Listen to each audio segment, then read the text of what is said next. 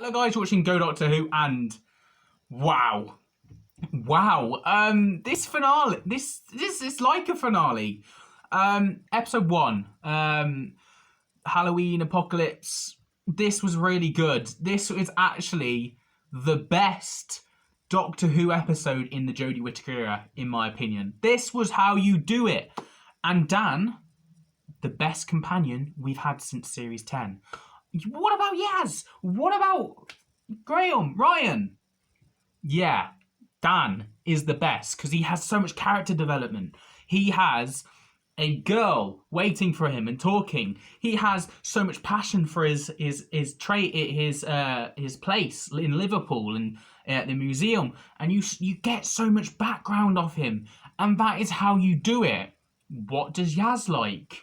I don't know. Do we know who Yaz is really? Like, we know what she likes, you know what she don't like. Maybe she doesn't like this colour. You know, Dan, I'm getting him. I'm knowing him. And this is done well. We also thought, why is he so special? Is he being plucked out? Obviously we'll get onto that. But yeah, I just want to say, Dan, easily the best companion in the Jodie Whittaker era. Not better than all the other companions from series 1 to 10 so far, because it's only episode 1, but easily better than the companions we've had. Let's get on to Yaz. Yaz seems like an annoying little, wife.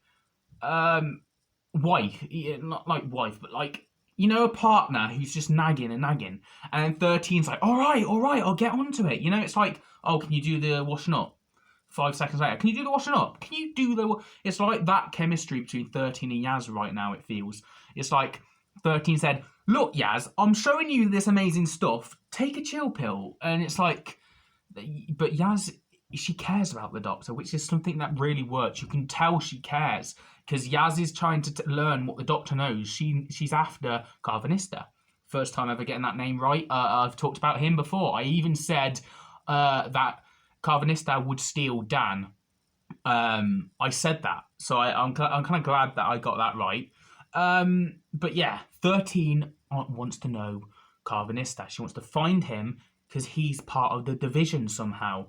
All the other divisions have seemed to have died or gone or whatever. She needs to know what the division is, because obviously the Time of Children episode from series 12. That was quite interesting. The build-up of why she's trying to find Carvanista, and then eventually it gets revealed that he knows something about the division.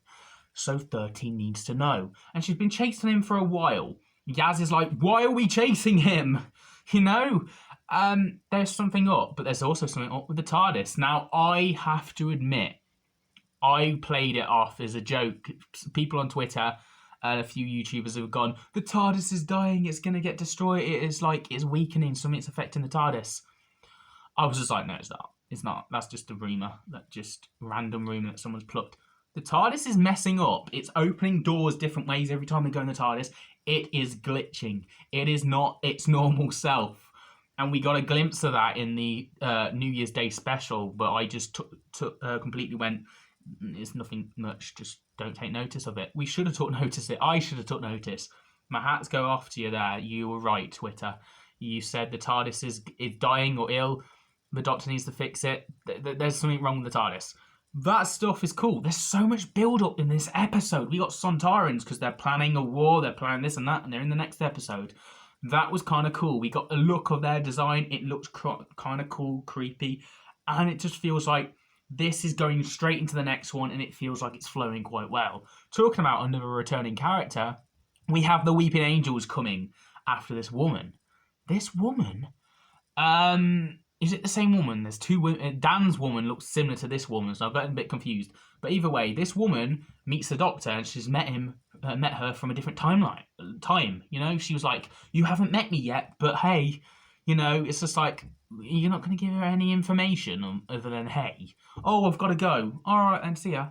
Why didn't you tell the Doctor some information if you know her from the future? And maybe the Doctor's warned her not to tell her from the future. I don't know, but it just feels a bit off. But she said something very important. I went home the long way round. The Doctor says the long way round, so I instantly went, bing, is she a timeless child Doctor? She could be. I mean, we had the Roof Doctor. Is she a timeless child Doctor? Because I went home the long way round. This episode has these creatures. The Ravengers, I think they're called, but I don't particularly know, so I'm just going to say the guys with weird, like, diamonds in their head and stuff. He was trapped for millenniums of years, trapped like that. And then, as soon as this woman was ending her shift or whatever, he broke out. He took over and he went loopy and went everywhere and whatever. He's fought the Doctor many times before. He hasn't fought our Doctor. He's fought the Timeless Children Doctors. It's quite obvious, it seems, that he has fought them. That is cool. I'm liking that. That is giving us some indication of who the Doctor was before she was the Doctor. That is giving a glimpse of who she was. And it's like, oh, they made you forget, didn't they? Quite a lot. This gives me an advantage. So he's an enemy like the Master. I was getting Master vibes. I said Master in the trailer. He's not the Master, but he's getting, maybe that was what he was to the Timeless Child Doctor before she got sent to this universe, possibly. But yeah, he has a sister. The sister was living a normal life until eventually the filter or whatever went and she met with a brother again. So that's interesting who them two are. We will have to wait and see. But they're to do with the Doctor's past. And the Doctor's not been paying attention to what the flux is. What the flux? She hasn't been paying attention to that because she's been trying to chase Carvanista. Chewbacca. Anyway, she's been trying to chase him. And that was an ongoing thing. And he hasn't given any information yet. So there must be something. He's like, I can't. I wonder why. There's a lot of questions in this episode. There's a lot of build-up. Hopefully the payoff is great later on. Dan. Yet again, Carvanista steals Dan. Why does he steal Dan? And the chemistry there, the funniness. It's Halloween as well, so he's opening doors, trick or treat. And then some other guy who's like an adult is like, no, I'm not doing it to you. I'm doing it for the kids, but not to you. See ya. You know, I'm just getting the good vibe of Dan. He is by far the best. It seems that Yaz and 13 have been travelling together for quite a while.